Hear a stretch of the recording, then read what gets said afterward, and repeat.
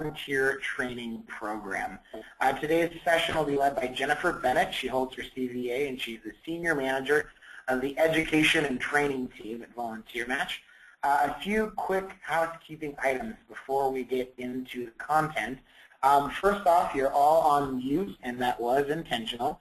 There's a lot of people on the call. We've got just under 300 people registered, so we only want to hear Jennifer talking, so that way you guys can hear everything she has to say.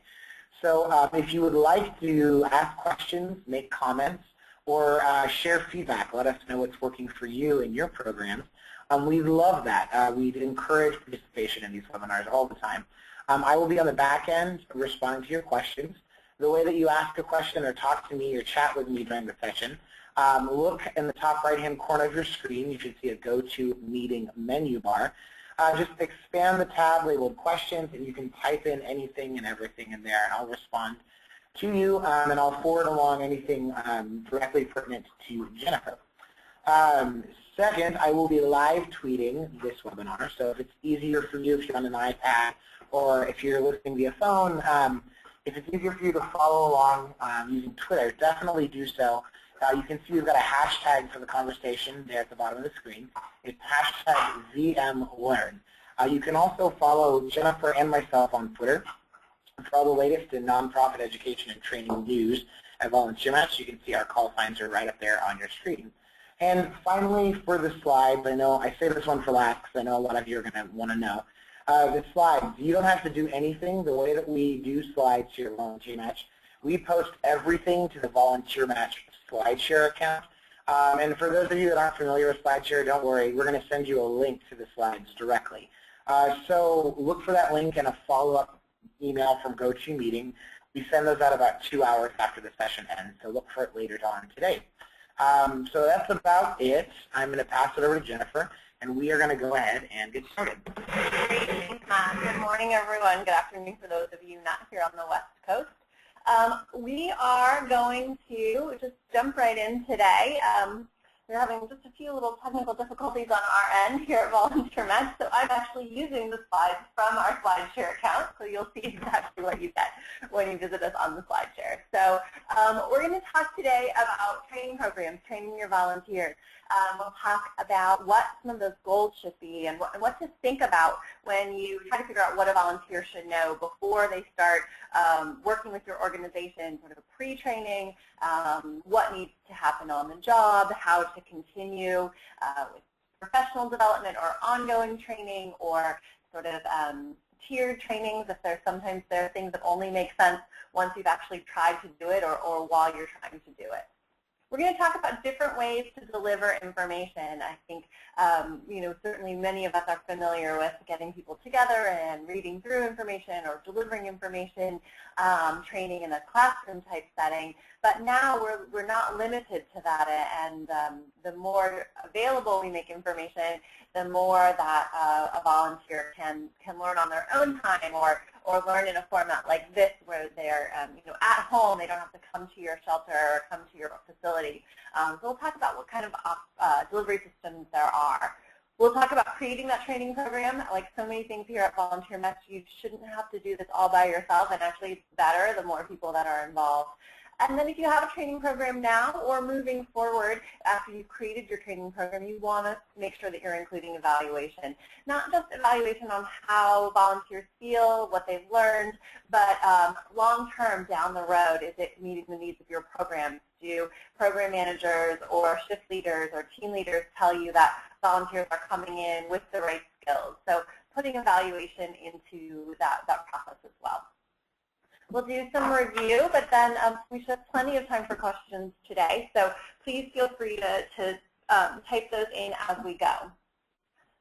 So there are a couple of goals that you want to think about when you're creating your training programs. And sometimes we think about just making sure, for example, if you're working, in a meal service capacity, you want to make sure that volunteers understand, every client can get up to 2 scoops of mashed potatoes and this much meat and this many pieces of pie, and all that kind of like that part of the training, how to follow the recipes or how to use the industrial mixer. But there are some other things that we want to think about when we're creating our training program that really help a volunteer set the stage and know when to pay attention. I think we'll talk a little bit too about how much information can really be delivered in one training program. We want to make sure that we are keeping our volunteers' attention. So the more we can set the stage and help them understand how they play a role in our organization, how the work that they do helps us move our mission forward, really sort of, like I said, set that stage or outline why we do the work that we do as an organization and why that work is important. So those are the pieces that we want to think about, not just saying, you need to do X, Y, and Z, but really framing that up. Why is it important to think about this before we start training, or how, before we start working with the animals or with the children or with our clients, we want to make sure that we understand what to look out for or what some of those concerns are or where our responsibilities lie. So again, really putting that in context. Ultimately, really what we want is that when a volunteer goes to do the work that we're asking them to do, whether that's data entry or, climbing a ladder to hang scenery at our theater, that they are confident and comfortable doing this work. So we need to make sure that when they're doing this work either on their own or in a supervised fashion, that they have that confidence, that they know what they're supposed to do. They know who to go to if they have questions. They know what to do if they don't know what to do. And ultimately, this is really about preventing injuries and accidents and mitigating risk. But it can also create this retention and really build these relationships with volunteers, because you're investing in them. You're investing your time in them, making sure they are the best volunteers that they can be for the job that you're asking them to do. So those really go hand in hand. While we might go about creating training programs because we're concerned about injuries, because we're worried about risk, really the more we invest in our volunteers, the better off we'll be with things like retention. It will help us with recognition because we have a better understanding, and volunteers have a better understanding of why they're doing what they're doing. So we're putting all those pieces together. So those are some of those big picture goals, right? So if we're thinking about, I just need to make sure that volunteers know how to do X, Y, and Z before they start their shift. I'm asking you to think just a little bit bigger and really try to put this in context of what we would want a volunteer to know. Sometimes, particularly when we think about training programs, we sometimes forget the learning curve for volunteers is really flat. They don't necessarily spend enough time with our organization, spend enough time doing the work that they're doing, in a stretch to be able to really, get up to speed quickly. So we may want to think about training with that idea that it may take longer for a volunteer to get up to speed than it would someone who's, on paid staff, who's in your office 40 hours a week, week in, week out. You get up to speed much more quickly. So we sometimes forget that there may be things that need to be explained or broken down for volunteers, even after they've been with us for a while. All right. So what are some of the things that you want to start including in your training? Again, we're going to talk in just a minute about those checklists or the actual activities that you need a volunteer to be able to do. But remember, when we talk about context or setting the stage, there's some other information that we want to make sure we touch on at least a few more times than just once in an orientation. Again, remember when your volunteers are able to hear the things that you want to share to them. In an orientation, they may not have much context, or they may just be sort of testing out your organization. They may not have yet made a commitment. They may not have been paying attention when you talked about the culture of your organization or what it's like to be a volunteer. So it's really, again, important before you start saying you must always do, or when you work the forklift, you need to remember X, Y, and Z, to really set that stage. So what does a volunteer bring to your organization? What activities are these volunteers going to be doing? Why is that important? Why is that important to the mission of your organization? Does that follow into the history of your organization? So again, you're setting the stage. You're not just jumping right in and talking about first do this, then do this, without figuring out where you are and helping the volunteer understand why this is important.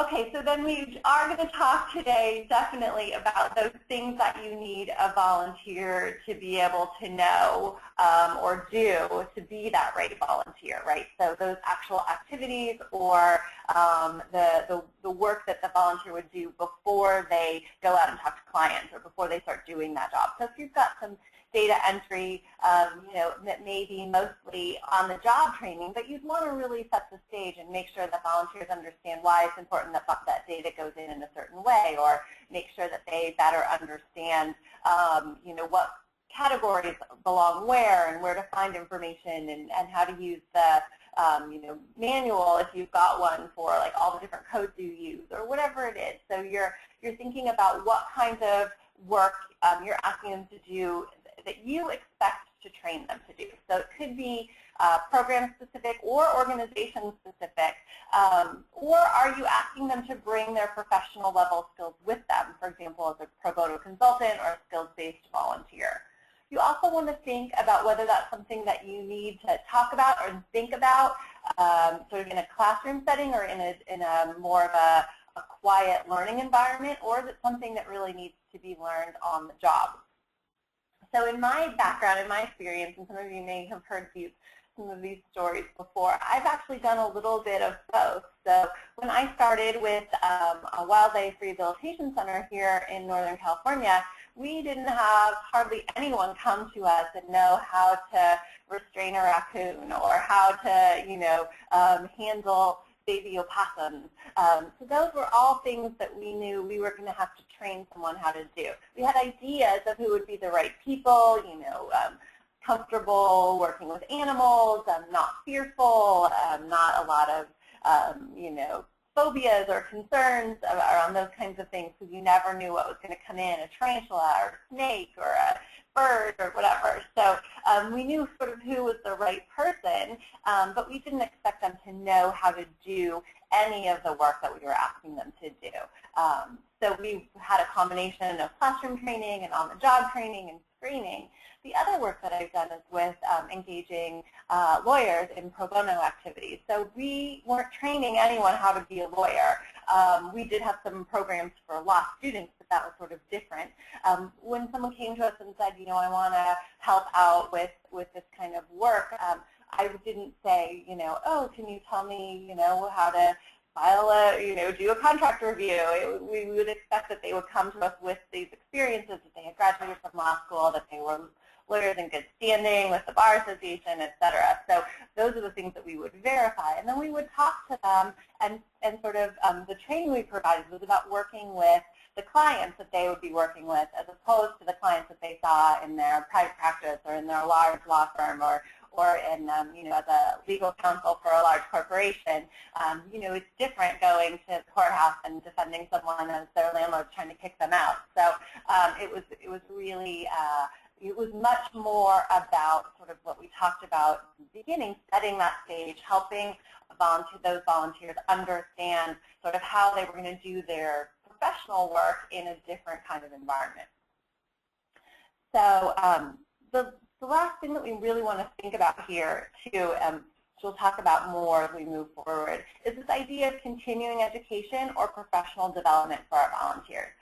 A lot of times, particularly if we have really complex things that we're asking volunteers to do, it's hard to smash it all into one session. It's hard for them to remember until they're actually doing it. Again, remembering that sort of flattened learning curve that volunteers may have because they're not with us 5 days a week, 8 hours a day. So really thinking about tiering that education, so it's a continuing education, or coming back and revisiting what our volunteers are doing, or re-evaluating that work on a regular basis. You may have programs that stay exactly the same month in, month out, year in, year out, but most likely a few small things are going to change, or there may be some new ideas or new theories or new programs, and so you want to make sure that you're coming back and sharing that with volunteers as well, so that you're not just, you don't have volunteers that have been doing something the same way forever because no one talks to them about doing something different or some new ideas or a new way of approaching things. And I know some of you may be looking at existing training programs and really wondering about implementing change. That can be really tricky, especially if you do have a really traditional volunteer engagement program, and if you do have those volunteers that have been doing that work for so long the exact same way. There tends to be some ownership around it, or just sort of just holding on to the way things used to be. So if you do have training programs that are existing now, but you maybe need to refresh them or update them, I would encourage you to build that evaluation and that updating, or that sort of constant change. The only constant is change. Is really a great way to keep people from getting too settled into the way things are now. So consider that as you build your new training program, that you're going to want to include those updates on a regular basis, that you're going to want to introduce new ideas or new concepts or new trainings on a really regular basis, so that volunteers don't get sort of stuck in that stasis of the way things have always been. So if you do have training programs, certainly keep what's working now. And sometimes it can feel frustrating and you can feel like nothing's working now. Let's just throw it all out. But I really encourage you to talk to your volunteers, either your current volunteers or past volunteers, and ask sort of what the training was like for them. Did they feel prepared? What were they prepared for? What weren't they prepared for? And then focus on those places where they said, I really had no idea what I was doing around this. I understood why, but I couldn't remember how, or I had no idea what anyone was talking about until the third week I was there, or something, So you can get some feedback about where to start and what to focus on. Even if you are sort of mired down, or if this has become sort of a training program that is not doing what it needs to do, if we go back to those goals, really not just prepare a volunteer for their first shift, but also help them set that stage and really establish the context for the work that they're doing. Think about holding on to those pieces. Don't necessarily throw everything out, and then we're going to talk to you about making sure that we are not doing this all by ourselves. You go into your office and close the door and come out with whatever that is, fill in the blank, in this case, a training program. You're already doing it wrong. So we need to make sure that we're including existing and past volunteers, and including paid staff. Since they're oftentimes the ones that are going to be getting the results of getting the results of your volunteer training program, working with those volunteers, find out how they feel. If you're concerned that people aren't going to necessarily share with you, honestly, a survey is really good. Depends on how big your organization is. If there's only 4 other staff people in your organization, the survey is probably not going to be very anonymous.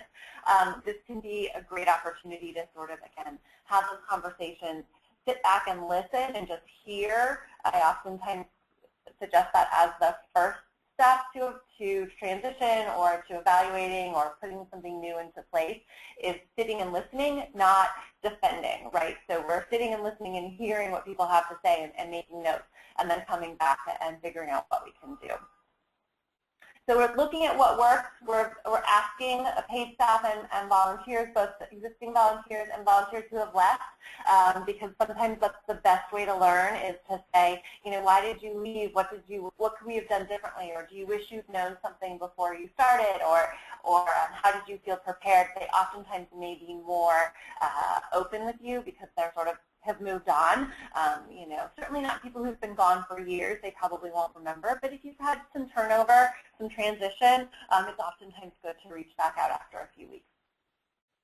Think about what else needs to be included. Again, if the conversation is either overwhelming because there are so many volunteers, consider a survey. Or if, again, you want sort of an anonymous sort of evaluation of what's working now and what do you wish volunteers knew when they started, and what did volunteers wish that they knew that they started before they started. Surveys can be really great, as can, again, if you're running a smaller program, or if you have a few places where there might be some need for additional training or new training, to sit down and talk with those people and really pull them together almost as if they were a focus group, to ask them. And don't forget to include trainings and content for new programs or seasonal programs. Oftentimes those things sneak up on us and we forget, oh, last year I said I was going to do all of these things before the volunteers start again at the beginning of the school year. So remind yourself, make sure you do follow through on that. It is something that, can feel like, oh, well, we'll just deal with it later, or I'm sure it'll be fine. But really focusing on providing those spontaneous or sporadic volunteers, episodic volunteers, seasonal volunteers, corporate volunteers, whoever's coming into your organization. Make sure you're thinking about those training programs as well, not just the training programs for those volunteers who are going to be with you on an ongoing basis. We oftentimes talk about being able to put check boxes next to things when we talk about measurable deliverables or outcomes, goals. It's the same thing here with training. It can be really important to sit down and ask, what do you need volunteers to be able to do, or to answer the question with the statement, we need volunteers to be able to whatever that is, and fill those blanks in. So for example, here at Volunteer Match, the way we engage volunteers, a lot of it's fairly behind the scenes. It's really computer-based. It's sort of data and internet work. And so when we sit down and think about engaging volunteers, I start with, I need volunteers who are comfortable with the computer. I know I need volunteers who are able to go onto the internet and find answers to questions on their own. So that's where we start, and we do a lot of screening based on who's right for that work, and then we follow up with training. Because again, just like with the Wildlife Rehabilitation Center, we don't expect anyone to come in here and know how the back end of Volunteer Match works. So that's where we focus on our training. And don't forget to think about information that comes from outside your organization. Many of us may be in fields where there are theories or ideas or articles, research, new studies, funding or lack of funding that's maybe pushing work in certain directions. So we want to make sure that we're including those kinds of things as well. All right. So how can we start presenting this information? Or what are sort of the ways that information can get presented and delivered? We talked about delivery methods. Certainly in person, it's sort of the traditional way that information gets passed along. It has some really great positives and pros to it. If you're sitting in the front of a room and talking to people, you can see when people are getting it, or you can see when people have questions, and it becomes really personalized for that volunteer. And it can be really a great way to get information across. We're going to set up some standards or some best practices for trainings, not just in-person trainings, but recorded trainings as well. The biggest downside to in-person trainings is that they only happen at a certain time and a certain place. You can get more flexibility with something like a webinar where I can be in any place, but it's happening at a certain time. And there is value to that. Everything's sort of a trade-off. So we want to make sure that when we're moving forward and thinking about our delivery systems or presenting information, that we're thinking about more than one, so that if someone isn't able to come to a certain place at a certain time, they have other opportunities or other resources.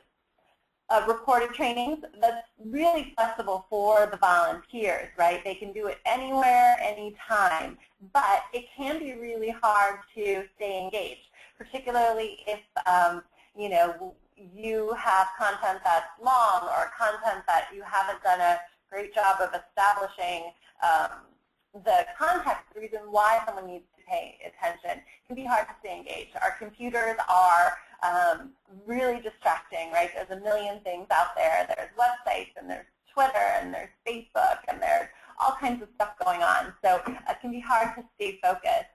And there's no way to adjust the pace. If you have questions, if you don't understand, if something doesn't make sense, there's no way to ask a question or get a different answer. You could rewind and listen to the same information again, but if it's not, but you're not going to get a new way of thinking about it or a clarification. So again, pros and cons to all of the things that we're going to be talking about today. sort of a pre-reading or reading that you do on your own, homework. It can be much more in-depth, right? When we have an hour to share with someone, and we'll talk about this in just a little bit, we really can't deliver an hour's worth of content. I was to say something brand new every minute of this webinar, at the end you would feel overwhelmed and exhausted, and you would have missed 2/3 of it. With reading, volunteers can move at their own pace. You can move into things that are a little bit more detail, a little bit more depth, but it is practically impossible to make sure that people actually read it. You can do, follow-up quizzes or conversations, reinforce why it's important to read it, but they're only going to read it if they want to read it. So there are, again, those pros and cons. On-the-job training, right, super specific to your job that you're asking a volunteer to do, specific to your organization, maybe even specific to a shift or a team or a trainer. So if you have a group of volunteers that train, they may do things, each one may do their approach things in just a little bit of a different way, which is okay if you set that up as something that's okay within your organization. It absolutely might be the only way to learn something. The example that I use a lot was training in bicycles. In my experience, I could explain to you how to restrain an angry raccoon for the next hour, and I would not feel comfortable letting any of you go out and just do it on your own until you'd seen it, until we practiced it, until maybe you had seen it done a couple of times and participated, not as the leader for restraining an angry raccoon. So, it's absolutely something that you want to think about with the trainings that you're doing. Are there things that you're only going to understand once you actually see them in action or once you actually try them? Another good example is tours or educational programs. You can know all the information in the back of your head and have practiced in front of the mirror, but until you get out there with that tour group, until that 12-year-old asks you some question that no one's ever heard before, you don't really know what it's like until you do it. And you can shadow and you can do mock tours, but you just never know what the public's going to do. So that's sort of where that learning comes, right? That big jump in that learning curve happens once you actually do it. And then I talked about that on-the-job training can have variety to it. There can be variables depending on who's training. And if there is a real right way to do something, it's important that trainers understand that and that training is standardized. If there's a lot of okay ways to do it, that's fine, as long as when people are training, they say, well, there's a lot of different ways to do it. I like to do it this way. Your team leader may like to do it this way. As long as X, Y, and Z happens, that's okay. So we want to make sure that we're addressing and compensating, if you will, for the variables that come from different trainers. So again, not positive necessarily, all positive or all necessarily negative. We do want to make sure that we're thinking about those pieces. All right, the textbook, reference finder, big amount of materials of how to do things. These can be really dry, they can be really hard to read, but they are comprehensive. And if you have a lot of tasks, or if you have some concerns about the right way and the wrong way to do work within your organization, or if there are questions that come up, if you were with us earlier this week, good Lord, what day is it? Thursday. We were talking about putting together a handbook, and I was talking about things that sometimes you go over and you train on. For example, the example we were using were accident reports. Hopefully you don't have a lot of accidents in your organization. So when somebody does get hurt, it can be hard to remember what you're supposed to do. This is where a reference finder or a textbook can come into play. This is what I'm supposed to do when this happens. Again, to fall back on my experience with wildlife rehabilitation. Occasionally we would get in strange animals that we didn't see very often, once a year, or sometimes very rare animals that would show up, particularly when we would get big storms that would blow in from the Pacific, and we would get birds that have no business being on shore, pelagic birds, ending up in our center. And so we would have to be able to identify what is this bird, what does it eat, what kind of environment does it need to be in, and so it's not something that we expected everyone to memorize every time, but that ability to be able to look that up and confirm, I think this is a whatever, I'm not sure what it's doing here. So, but you know, again, it can be hard to ensure that the material is read because it can be very dry, and unlike that pre-reading or sort of homework in-depth reading, this is really sort of what to do in case of, or really a comprehensive compilation of information. I'm a big believer in what I would refer job aid, what I would refer to as a job aid, sort of also sometimes called cheat sheets, but I don't think that's necessarily the right term. I want you to be able to refer back to something, again, maybe something that you don't need to memorize, posters and signs, don't forget to log your hours, whatever those things are.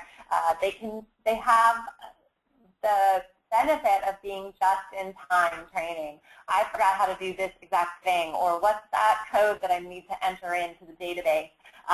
Here's the list right by my monitor. So it's just there. It's not necessarily things that you need to memorize, or not necessarily things that you use all the time. If we use that example of data entry, you may use codes all the time that you know, like 5 codes that you use for 90% of the work that you're doing in data entry. Those are the ones that you memorize, or you just have them in your head, and then when something funny comes up, you have to go back and find it. It can be a gentle way to remind volunteers of procedures, of things that they need to do or should do, but they can be really easily overlooked. You know, it doesn't take long for that bright green piece of paper to become background for the rest of us as we walk by. So that's something to think about, taking them up, putting them up, taking them down. They can be easily overlooked. It depends on the work that you're asking volunteers to do. So again, to build off the Wildlife Rehabilitation Center, when we had baby birds would come in, and we would have a big book that you could use to identify a baby bird and figure out what age they were based on how many feathers they had and how they were acting, and then be able to figure out what kind of a diet and how often they need to be fed in this big binder. So that was oftentimes what volunteers would use when we would get in baby birds, or they were setting up baskets. I would often say, you know, can you set up a basket for me for a fledgling robin? And a volunteer would be able to go and look through the binder, figure out what that was supposed to look like. Attached to every basket would also be a job aid, and it would say, this is a fledgling baby robin, it should have, you know, this kind of food in here, and this kind of nest, and this kind of branch, you know, for perching, so that it was on the basket, and a volunteer could quickly look and say, okay, this is what's supposed to be in there, and this is what is in there, so I'm okay, like everything's good. So it, again, that sort of reinforcing, sharing that information, providing information in more than one way and more than one time. All right, so we are going to talk about really building that training program unless we have some questions. All right, it's been a quiet group today. I know sometimes it can be hard to, you know, keep you're processing information, so please do feel free to reach out to us afterwards if you have a question, or if after you start thinking about your program you want to follow up, please feel free to do so. All right, so I mentioned that if I was to say something brand new every minute of this presentation, you would get to the end and you would feel overwhelmed and you would have missed a lot of it. Adult brains are not as good at sucking up new information as children's brains are. Children really are good at everything that they see that's new to them, because everything is so new to them. They pick all that information up and it gets stored. Once we become an adult and our brain processes sort of get established, our brains can get a little bit lazy. So really what we want to think about is providing information in a variety of ways. And sort of there's a idea of the rule of 3 for training. You really want to think about providing different access, at least three different ways to access information. What we do here, and sort of when you want to think about framing up, is talking about what you're going to teach them. So saying, this is what we're going to talk about today. It helps the volunteer frame up what they need to pay attention to, and really focusing on just a few concepts, a few ideas. going through it and sort of digging into each of those pieces and then following up and saying, remember we did this and don't forget that, and we talked about that. You might notice lots of times I say, like we talked about before, or as I just mentioned, or we'll be talking about in just a minute. It's because really human adult brains can only absorb about 20 minutes worth of information, and that's it. That's in an hour. That's about as much as you get. So we want to revisit. We want to give time to process. We want to leave time for reflection, for you to think back and say, oh, wait, I think I get that, or I'm interested in this again, or looking for follow-up. So when you think about having an hour-long training, you really want to think about what 20 minutes worth of content you want to share. So if you were to go back and look at these slides, you would see that there are just a few themes that run through all of the slides and all of the content that we're talking about. And that boils down to about 20 minutes worth of content.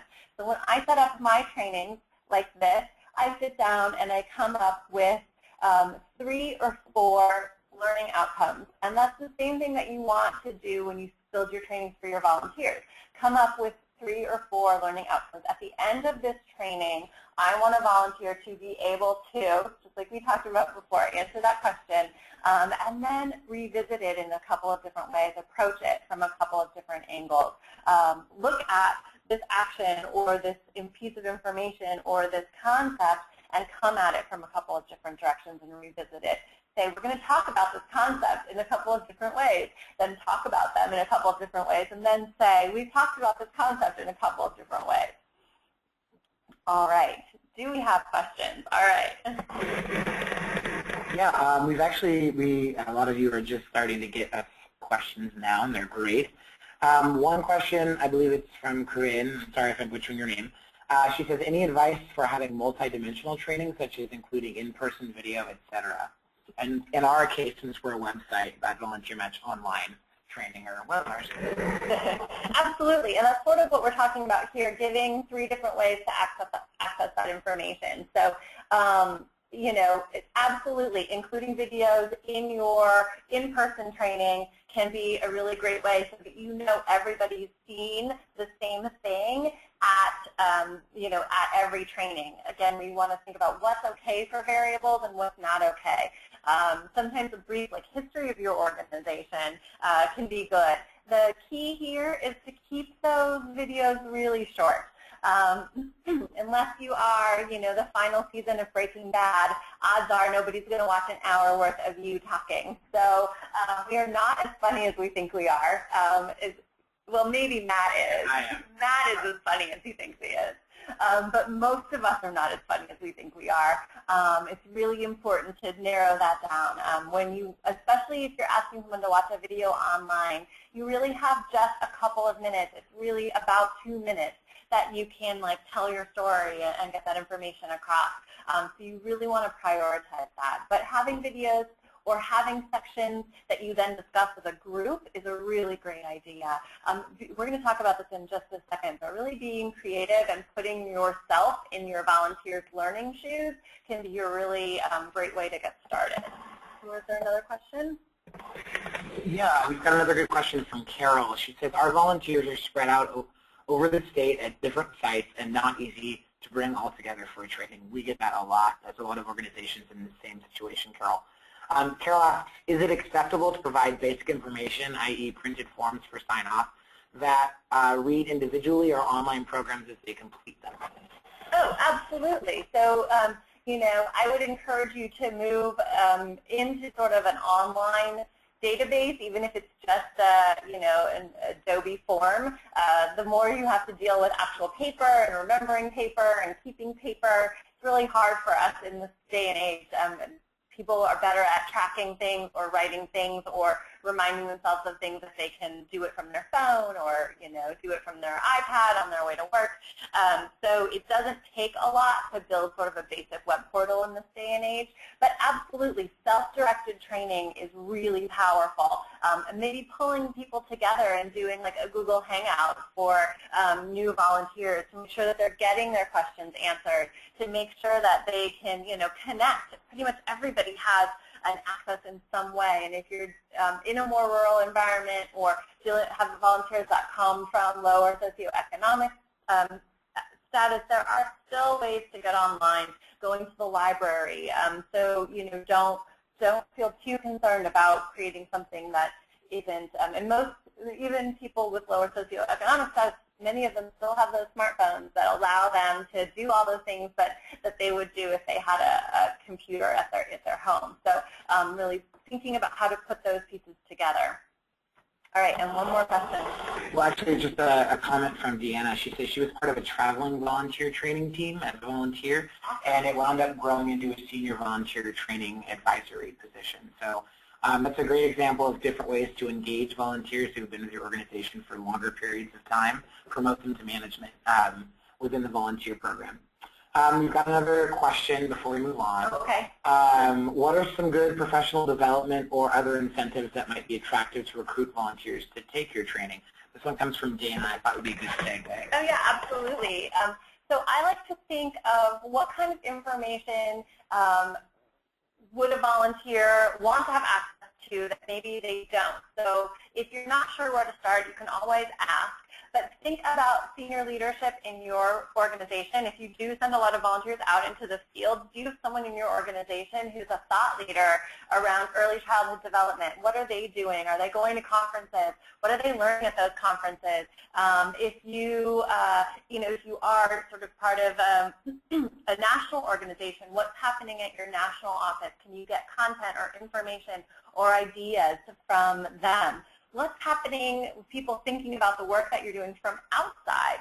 So just a good example, if you come to our social media webinar, an example I use is the National Multiple Sclerosis Society does an amazing job of providing content and updates and information both to just sort of people living with MS or people who love people who are living with MS, as well as volunteers who are out there sort of on those front lines and raising that money and raising that awareness.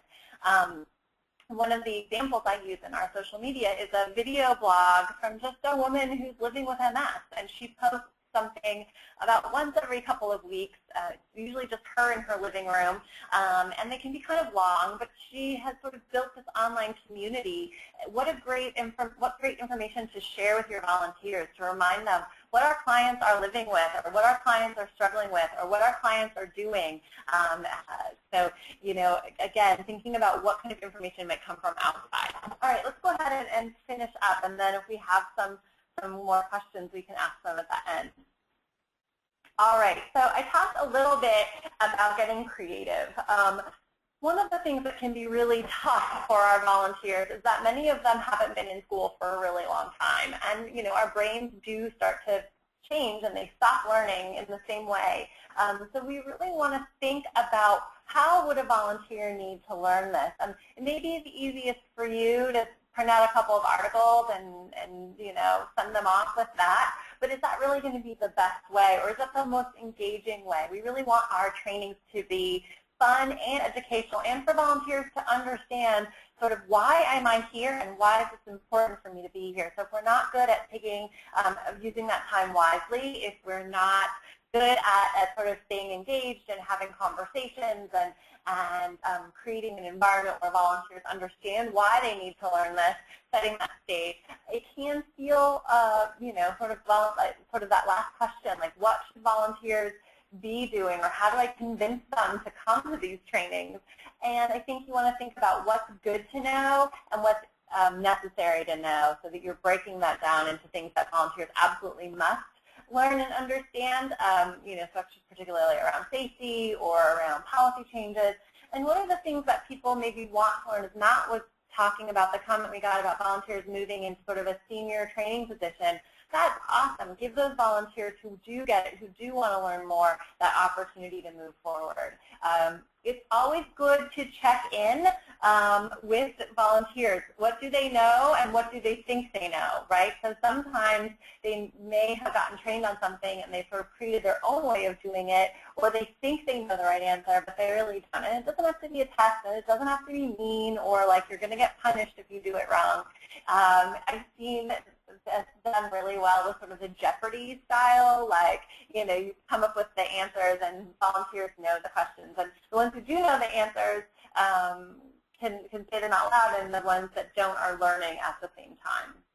This is a great segue, as Matt was saying, to involve the volunteers in the training process as subject matter experts or even as trainers. So, you know, outsourcing that, delegating that, making sure you are not the only person in your organization thinking about this or doing this, particularly if this is not a thing that you enjoy. You know, if you don't like talking in front of people, if you don't like doing this, find someone who does, because there are people out there who love it. And that's it's a really great opportunity for volunteers to take on more responsibility, to grow with your organization. It's a form of retention, and it's a form of recognition to say, hey, you are awesome at what you do. Would you consider being a floating trainer? Would you consider doing a class on this? Think outside the box. No one likes those boring lectures where you sat there and listened to the teacher talk. We try to not do that here at Volunteer Match. I talk a lot, but we also hear from Matt. It's not ideal to only hear my voice. We'd love to hear from you, which is why we try to read questions out or read comments out, so that we're trying to make it a little bit more engaging. Some really interesting, exciting things that are happening out there. You know, walking a mile in your client's shoes. When I worked with lawyers, they knew the law. I didn't need to train them on that. What I needed to help them understand was sort of where their clients were coming from and what it felt like to not be a lawyer and try to navigate this system. So we would have an evening where all the lawyers would come in and we would give them pieces of paper that said, like, you need to get, you know, a new California ID. But we wouldn't tell them where they needed to go. We would give them some paper money, play money, and so we had volunteers and staff manning these offices in our office, and so they would maybe go to the first place, and the first place would like either give them the wrong information or not give them all the information, and say, well, you need to go over here, and they would get there, and the person who was acting as the ID processor would say, you know, well, where's your form 1043A? And the lawyer would say, I don't know. I don't even know what you're talking about. That's made up. So, you know, sort of helping them understand what it's like to feel like your client. Talked about that a little bit with those video blogs from the woman who's living with MS. Humor, and you know, you are funny. You're maybe just not as funny as Matt, you know. So it's good to have that lighthearted. Don't take it so seriously, but you know, we try to use some humor or problem-solving, situational training. Again, when I was with the Wildlife Center, we were oftentimes asking, and our average volunteer was sort of an older woman, sort of what a lot of people's average volunteers look like, many of whom had not done math since they left high school. And if you wanted to learn how to figure out how much food an animal needed or how much medication an animal needed, you needed to be able to do some math, some calculations. And so one of the things that I ended up doing was having them all come and sit down in our training room, and they had mini bags of M&Ms, and I would say, you know, you're not allowed to eat the M&Ms until we get to that part, and we would figure out, you know, what percentage of the bag is a red M&M and what percentage is, you know, green M&Ms, and then after they got the answer right, I would let them eat the M&Ms. So, you know, really using sort of props that are not scary. If I was to say, you know, how many kcal per, you know, kilogram of blah, blah, blah, it gets a little overwhelming. If I say how many green M&Ms in the total bag of M&Ms, you can figure that out and we can break it down and go from there. So again, sort of using some of that problem solving or situational, what would you do in this situation, or we're going to role play. And again, remembering if we're talking about a content and then or a concept, and then we do that concept or revisit that concept, and then we come back and talk about what we learned or what our questions were, and that's about an hour right there. All right. Sorry, we started late and I've been talking a lot today. Bill, we've talked a lot about this. So figuring out what needs to be learned on the job, what can be learned independently, either through reading or through watching trainings or videos. Is team building an important part of your process? Is a volunteer going to need to join an existing team? Are they creating a new team? Make sure you're thinking about that as well. Sometimes we ignore that part because it can be a little challenging, but we oftentimes see volunteers that hold our culture hostage. You can't put new volunteers on Wednesday afternoon because Marianne doesn't like new people. Well, that's a problem. So that means training, part of the training process for everyone on Marianne's team needs to be team building. We talked about creating those learning outcomes. What are those 3 or 4 things that a volunteer needs to be able to know when they leave here?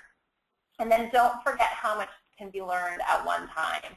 So rather than trying to smash everything in, start with an introductory or maybe a training that introduces a couple of concepts and then break those up into detailed time spent on each concept, or send them home with reading, or have them watch a video, or have them do a situational exercise. So we were pulling in a variety of those training methods we talked about, the videos and the in-person and the on-the-job and the job aids, so that a volunteer can find that information where they need them. I talked a little bit at the beginning about contextual learning, which is to say it can be really hard to understand what you're supposed to know until you've actually seen it happen or until you've had some experience. Sometimes you have to see something in action or have learned or just put your foot in the door to be able to understand. So make sure you're thinking about ongoing training or creating those mentoring relationships. If you do all your training before your first shift, there may be a ton of questions that come up after that first shift. Who would that volunteer ask? Again, mentors or team building, putting new volunteers with existing volunteers. And we talked a lot today about ongoing learning as well. The idea that the only constant in your program could be change is a really awesome idea, so that volunteers don't sort of dig their heels in and get that ownership. And then professional development. What's going on in your organization, in your field? You know, maybe it's a new idea for something. You know, when I started training volunteers, we used slide carousels. So, you know, what's changing? What's going on? Talking about we're going to create this new training video to replace the 40 slides that used to be in the slide carousel. So it can be things that are going on in your program as well. The idea is just that you are sharing and inviting volunteers to learn new things with you. All right, so I know we're close to the top of the hour. So evaluation, I talked about this at the beginning. It's important to build evaluation in as an ongoing part of your training program. So both evaluation of what your volunteers are learning, so you know, making sure that you do let them leave with an understanding, or let them leave with a confidence that they know how to do something. So, you know, show me how you would, or tell me what you would do if a coyote got brought into the Wildlife Center today. Situational testing, we've talked about this, those mock tours, those phone calls, the crazy questions that people have asked. And think about that formal versus informal. It can be really scary. Some people don't test well. Many of your volunteers probably haven't taken a test in decades. So, you know, is that formal test really the best way to evaluate what a volunteer has learned? Maybe there might be some things that need to be done formally. For example, when we were talking about drug dosing at the Wildlife Center, they would need to correctly complete a couple of formulas, and then, you know, from there we would move to informal testing. So you need to make sure that the basics were done. And then absolutely ask your paid staff, ask clients, how did this go? What, you know, what feedback would you provide to me about the readiness of this group of volunteers? And then, again, building on, if you introduce something once in orientation and you never come back to it again, it can be hard for someone to remember. It can be hard to make sure that someone's remembering it correctly. So we talked about tiered learning. We talked about building on contextual learning. So giving someone an opportunity to try something or to experiment with something or to see something in action and then following up. And I'm actually a big believer in sort of what's wrong with this picture kind of training, so that you're asking volunteers to think about, you know, whether it's a story or a short video of someone doing something slightly incorrectly, who picks up the different cues, who picks up what should have been done, and then having them say, what would you have done differently, or are there any problems with this situation or with this action? You know, you've got volunteers getting in your van without a seatbelt, smoking a cigarette, reading a text, you know. What's wrong with this picture? Those are pretty obvious. I try to make them a little bit sneakier, but, you know, having the volunteers think through how would I do it and what's different from what I'm seeing. And then staggering that, right, you don't throw all the information all at once. You need some of that context, following up, tiered training, goodness, 3 months, 6 months, and then moving into professional development or ongoing training. Okay, sorry. What are you doing now? You guys can follow through on this. I think we've talked about a lot of this already. What's working, what's not working, or where are the holes? I mean, what are things that you're doing because you've always done them that way? It doesn't necessarily mean it's a bad way to do it, but you should evaluate, come back and look at it, ask questions. Is it still working? Is it still delivering the results that we need it to? If you're doing everything in the classroom or if you're sending your volunteers home with tons of paper, think about what you might be able to do with technology or different delivery systems that make it easier for volunteers to access information, easier for volunteers to stay up to date or stay up to speed. Don't do this by yourself. That runs through all of our trainings. Volunteers, we've talked about great examples of that. Paid staff, making sure you're getting feedback. Clients or members, we have people who go on those tours, have that volunteer say, this was my first tour, I'd love to get some feedback. Here are some question cards or comment cards so that you can again, if it's part of an everyday change is the only constant, it doesn't feel so scary, it doesn't feel as personal. And then don't forget the evaluation. All right. I know we're at the top of the hour. I want to leave you with some resources and I want to leave you with my contact information, but maybe do we have like one really good question to end with? Or I guess what we'll say then is if your question didn't get answered, please feel free to contact me. Twitter, email is usually the best. I'm hardly ever at my desk. You can find us on Facebook. I'd encourage you to visit the Learning Center and see what else we have coming up, and then also our blog for volunteer engagement professionals. Thank you so much for participating today. We did get some really great questions in there. And again, if your question didn't get answered or if you have questions after the fact, please feel free to reach out to me. And these slides will be coming to you in a link, as a link in an email from GoToWebinar in just a couple of hours. Thanks so much, everyone. Hope to see you on a future webinar. Bye-bye.